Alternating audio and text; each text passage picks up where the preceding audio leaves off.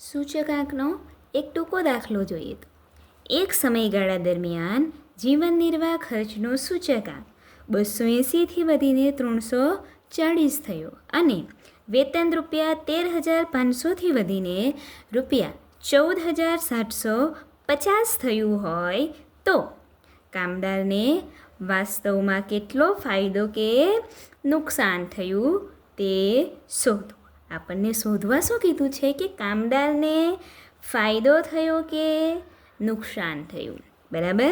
તેના માટે આપણે જોઈશું તો આપણને પહેલાં શું આપ્યું તો એક તો જીવન નિર્વાહ ખર્ચનો સૂચકાંક શરૂઆતમાં કેટલો હતો 280, વધીને કેટલો થયો 340 થયો. ત્યાર પછી વેતન આપ્યું, વેતન કેટલું આપ્યું તો રૂપિયા 13,500થી વધીને કેટલું થયું 14,750 થયું, બરાબર. એટલે કે બે જીવન નિર્વાહ ખર્ચનો સૂચકાંક આપ્યો છે અને તેને આધારે કામદારનું વેતન જે હતું તેનાથી વધીને કેટલું થયું તે આપ્યું. તો તેનો ઉપયોગ કરીને આપણે કામદારને ફાયદો થયો કે નુકસાન થયો તે જણાવવાનું છે, બરાબર. તો તેના માટે શું લખીશું તો આપણે નાનું સરખું પદ મૂકી દઈશું, બરાબર. કે પહેલાં લખી દઈશું કે જીવન નિર્વાહ ખર્ચનો સૂચકાંક, બરાબર. શરૂઆતમાં કેટલો હતો જીવન નિર્વાહ ખર્ચનો સૂચકાંક તો તે હતો 280, બરાબર. કે જીવન નિર્વાહ ખર્ચનો સૂચકાંક 280 હતો તો તે સમયે વેતન શરૂઆતનું કેટલું આપ્યું રૂપિયા 13,500, બરાબર. તો ત્યારે વેતન લખીશું કે વેતન કેટલું હતું તો વેતન રૂપિયામાં આપ્યું છે તો વેતન રૂપિયામાં હતું 13,500, બરાબર. કે સૂચકાંક 280 હતો તો 13,500 વેતન હતું.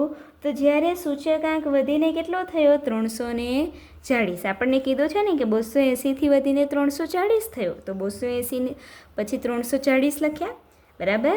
તો જ્યારે જીવન નિર્વાહ ખર્ચનો સૂચકાંક 280 હતું ત્યારે વેતન 13,500 હતું.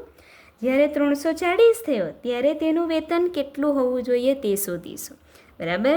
જો વેતન 14,750 કરતાં કેટલું આવે ઓછું આવે, બરાબર. ઓછું આવે તો 14,750 વધારે કહેવાય તો ત્યારે કામદારને શું થયેલું કહેવાશે નફો કહેવાશે. પરંતુ જો અહીંયા આપણે વેતન શોધીએ તે વેતન જો 14,500 કરતાં વધારે આવશે તો કામદારને શું થયું કહેવાશે નુકસાન થયું કહેવાશે, બરાબર.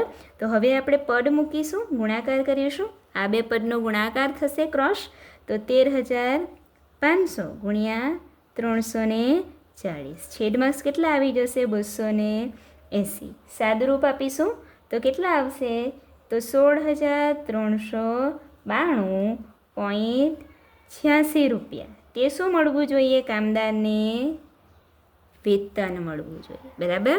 કામદારને વેતન મળવું જોઈએ 16,392.86, પણ મળે છે કેટલું ફક્ત 14,750. તો કામદારને શું થયું કહેવાશે નુકસાન થયું કહેવાશે ને.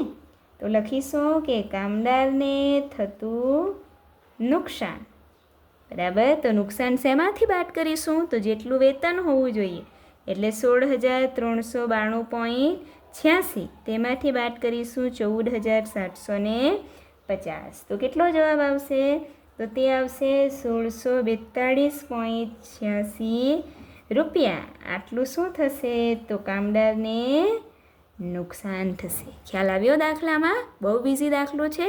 તમને જો પદ મૂકતા આવડે તો ઇઝીલી તમે દાખલો કરી શકો કે આટલાથી વધીને આટલું થયું, આટલાથી વધીને આટલું થયું. તો તે આધારે જ આપણે પદ મૂકી દેવાનું છે. ઓકે.